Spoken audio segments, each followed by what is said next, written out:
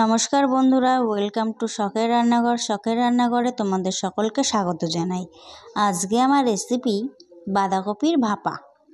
আর এই বাঁধাকপির ভাপা বানানোর জন্য সবার প্রথমে আমি নিয়ে নিয়েছি বাঁধাকপি। আর বাঁধাকপি খুব মিহি কুচানোর দরকার নেই, এরকম ছোট ছোট করে কেটে নিলেই হবে। আর একটা টমেটো নিয়ে নিয়েছি, আর টমেটোর মাথাটা আমি এরকম আড়াআড়ি করে কেটে নেব, তাহলে সহজেই খোসাটা উঠে আসবে। এরপর আমি একটা প্লেটে চিনেবাদাম নিয়ে নিয়েছি, আর এই চিনেবাদামটা আমি একটা কড়াইতে ফ্রাই করে নিয়েছি। চিনেবাদাম, কাঁচা লঙ্কা, আদা আর সর্ষেটা আমি একসঙ্গে পেস্ট করে নেব। এরপরে একটা কড়াইতে আমি নিয়ে নিয়েছি জল, আর তাতে দিয়ে দেব নুন আর হলুদ। নুন আর হলুদটা দেওয়ার পরে কিন্তু আমি বাঁধাকপিটা আর টমেটোটা দিয়ে দেব সিদ্ধ করার জন্য। আমি কিন্তু 50% বাঁধাকপিটা সিদ্ধ করে নেব, খুব বেশি সিদ্ধ করব না। 5 থেকে 7 মিনিট আমি এটা সিদ্ধ করে নেব, আর ঢাকা দিয়েই আমি সিদ্ধ করে নেব।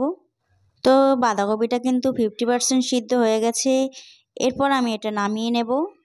বাঁধাকপিটা নামানোর পরে আমি বাঁধাকপিটা এবার মশলার সঙ্গে ভালো করে মেখে নেব। প্রথমে আমি টমেটোর খোসাটা ছাড়িয়ে নেব, তারপরে মশলাটা দিয়ে ভালো করে মেখে নেব। আর এখানে আমি 1 মুঠ মটরশুঁটিও অ্যাড করব। আর বাঁধাকপিটা মাখার সময় কিন্তু একটু চেপে চেপেই মাখতে হবে। এরপরে আমি কড়াইতে দিয়ে দেবো সরষের তেল, আর এই রান্নাটা কিন্তু সরষের তেল দিয়েই করতে হবে। তারপরে ফোড়নের জন্য দিয়ে দেবো আমি 1টি শুকনো লঙ্কা, আর দিয়ে দেবো 1/2 চামচ কালো জিরে, আর কালারের জন্য একটু দিয়ে দেবো কাশ্মীরি লঙ্কার গুঁড়ো। তারপরে আমি বাঁধাকপিটা দিয়ে একটু নাড়াচাড়া করে নামানোর আগে একটু চিনি দিয়ে দিলেই রেডি বাঁধাকপি ভাপা। আমার এই সিম্পল সহজ রেসিপিটা তোমাদের কেমন লাগলো অবশ্যই আমাকে কমেন্ট করে জানাবে। আর রেসিপিটা ভালো লেগে থাকলে একটা লাইক করে দেবে, আর তোমার প্রিয়জনকে শেয়ার করে দেবে। আর তুমি যদি এখন আমার চ্যানেলটাকে সাবস্ক্রাইব না করে থাকো, তাহলে অবশ্যই চ্যানেলটাকে সাবস্ক্রাইব করে পাশে থাকা বেল আইকনটিতে ক্লিক করে রাখবে। এতে আমি যখনই ভিডিও ছাড়বো সবার আগে পৌঁছে যাবে তোমার কাছে। তাহলে আজকের মতন এই পর্যন্ত, দেখা হচ্ছে অন্য কোনো রেসিপি নিয়ে।